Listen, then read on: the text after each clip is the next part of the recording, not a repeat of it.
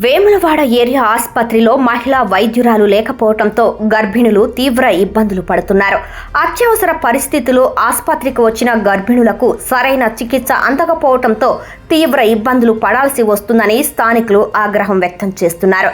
రుద్రంగి గ్రామానికి చెందిన గౌతమి అనే గర్భిణికి అకస్మాత్తుగా ప్రసవ నొప్పులు ప్రారంభం కావడంతో ఆమెను వేములవాడ ఏరియా ఆసుపత్రికి తరలించారు.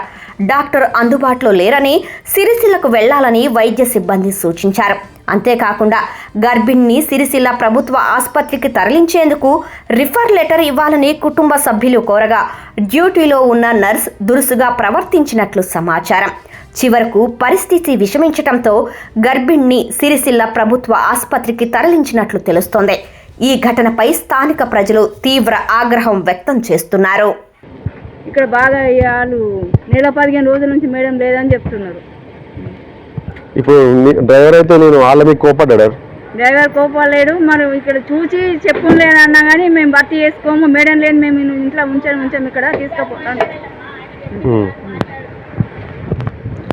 ఇప్పుడు మీరు ఫోన్ ఇంకో అంబులెన్స్ రెడీ ఉందని చెప్పారు కదా, ఈ అంబులెన్స్ ఇక్కడికి అని చెప్పి ఇంకో బండి వచ్చిందిగా.